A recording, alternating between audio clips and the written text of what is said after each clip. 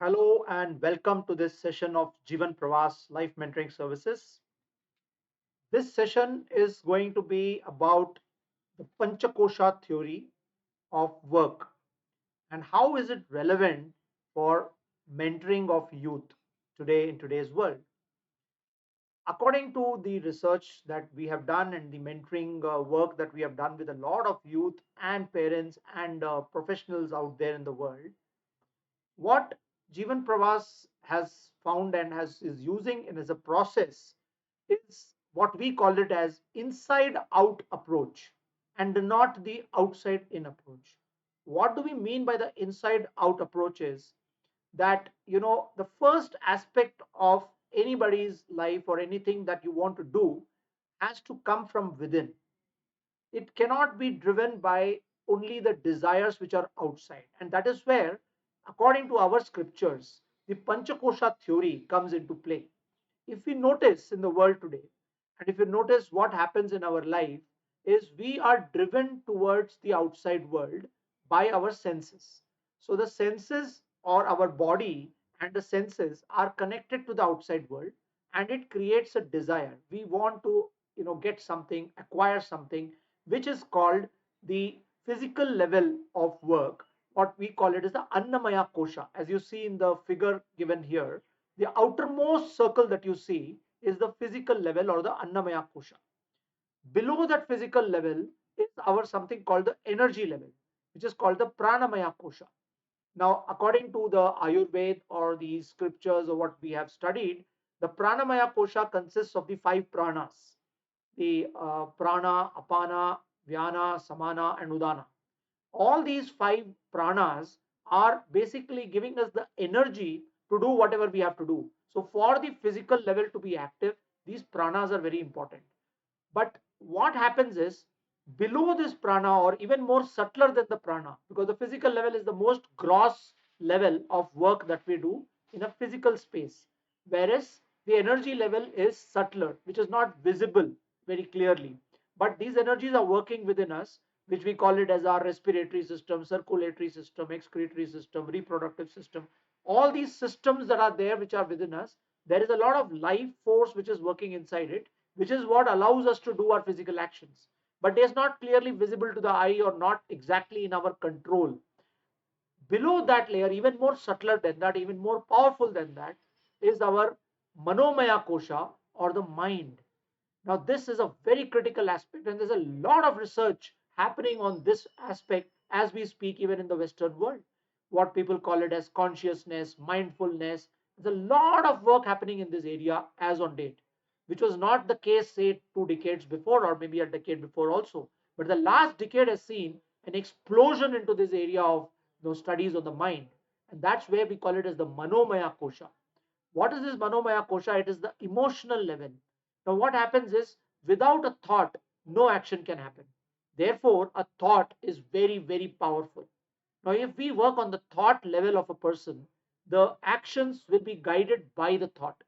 Now, what happens is when the senses are attracting us and we are driven by desires, there is a mind level interaction happening on the emotional front. That means the emotions or what I feel is driving me to get whatever I want. So that emotion becomes very, very active to enable me to go and acquire something, do something, work on something.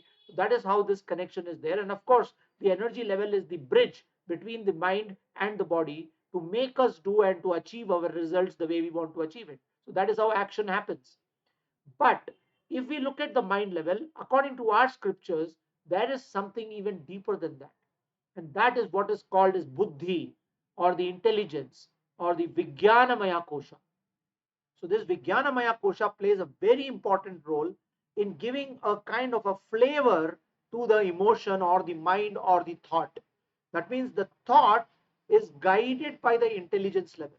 So if the Vijnanamaya Kosha is used in the right manner, if we are able to tap into the intelligence level, which is very deep and which is very subtle, everybody has got this intelligence, and which is what in the Western world it's called multiple intelligences, or going deeper into yourself to understand what are the inherent qualities present in you, and using that correct intelligence becomes automatically giving you a direction to divert the mind or the thought in the right direction towards achieving things or to produce certain things in this world. Now what happens is, most of the times this intelligence level is deluded, it is hidden. We are not able to even get into this intelligence level because our mind or our emotions are too distracted and too diffused in the outer world, and which is where the main problem happens. Because what happens is, the especially when you look at adolescents, when you look at teenagers, they are sitting, they are in a social environment full of digital media. There's a lot of distraction, a lot of information overload happening there, and the mind is getting attracted to various things. It's like going to a shopping mall and getting attracted to everything out there. The glitz and the glamour is attracting. However, what is needed is a focus inwards. When the focus inwards happen, when the person is able to silence the mind or become mindful and focus inwards and just be, so which is called the being. So we are all human beings, right? But then the being is very important. And what is being is diving deep inside yourself and let things be natural. There are certain natural impressions that each one of us has as an individual. These natural impressions are deeply imprinted into our personalities. And that is exactly what a psychometric test or an assessment or a personality assessment is trying to decipher, saying what is the natural being of that person? How does that person behave? How does that person respond to a certain stimuli in the environment? And these responses and these behaviors are different for different individuals. Instead of trying to find out what a person is not good at, we should try and find out what is the natural response of a person to a particular stimuli, to a particular environment in the world, and try and understand that and accept that. And that is the essence of being. So when every individual starts diving deep into themselves and knows their natural responses, their natural behavior, that becomes their being. And that is where the intelligence starts shining. When does the intelligence shine? When these distractions get reduced, when this diffusion gets reduced, when a person truly understands what is my true nature, what is my true behavior, how am I going to respond to certain stimuli in the environment. By consciously understanding the way you behave becomes a very clear way of going deeper into yourself and trying to get closer to the Anandamaya Kosha, which is the deepest layer in a human being. And this Anandamaya Kosha is nothing but getting to that space where you start connecting with the world with a very different perspective, which I call it as being purposeful, having a meaning to why you are doing what you are doing. And that is a very deep level of intelligence which gets ignited, which is there amongst in everybody. So the scriptures tell us that this infinite potential or the infinite, the consciousness is something that is a gift to humankind. Everybody has this within them. However, it is not visible or not perceptible to us because of the distractions and the diffusions of the outer world. This mentoring program is a way by which a mentor is able to facilitate this inward journey of a mentee.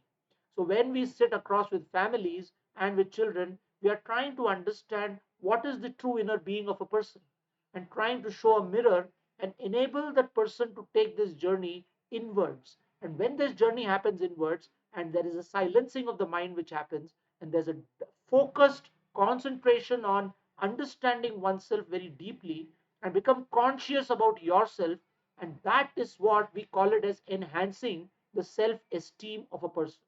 And once this self esteem is enhanced, automatically the intelligence level starts expanding itself, it starts growing, so that the person is able to use the mind in the right way to generate the right kind of thoughts towards the world, and start doing something more productively, focusing on what they are and how they can contribute to create something in the world. This is the practical application of the Panchakosha model that we are talking about. It is not just a theory to be read and understood. It is something that has to be practically implemented in our lives.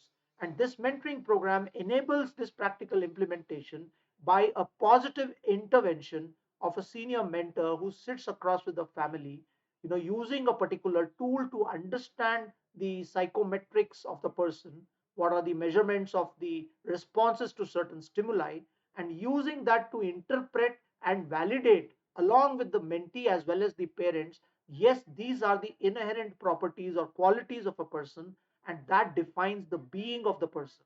And once that being is defined, then comes the next part of doing the actions or thinking about certain actions and then doing it. So that is called the being, and which leads to the doing, which is about interaction with the outside world where activities are done.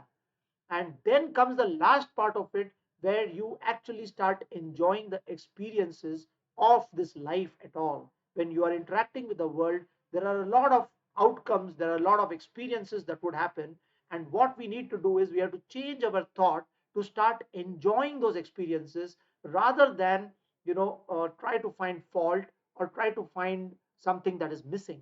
We should start experiencing things and start looking at the abundance of the experiences that we are getting because of the environment that we are in, because of the society that we are in, because of the world that we are in, because of our contributions. When you start giving something to the world, you start getting more from the world.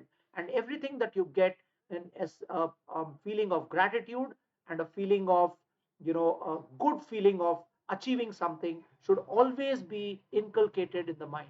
And that is something that this mentoring program will facilitate because of these positive interventions between a mentor and a mentee, with a very positive engagement where the mentee gets to know about himself or herself and builds a lot of positive confidence and motivation in however they are, and then start doing research on exploration on the world of work where they can go and contribute, while also maintaining good relationships, maintaining a good health, both in the physical side and the mental side, ensuring that there is an overall well being of the person. And that's the beauty of this entire Panchakosha model being implemented through practical research oriented methodologies to ensure that a person's life is, very is full of well being and also a good relationship at home as well as in society. So that's the entire explanation of this work model using the Panchakosha theory, which Jeevan Pravaas is utilizing in its mentoring process. Thank you, and hopefully I have cleared the concept of this work model. We are definitely available for any kind of clarifications that you would like to know more about this particular model and how is it being implemented. Thank you very much. Looking forward to meeting a lot of you in this beautiful Jeevan Pravas of ours.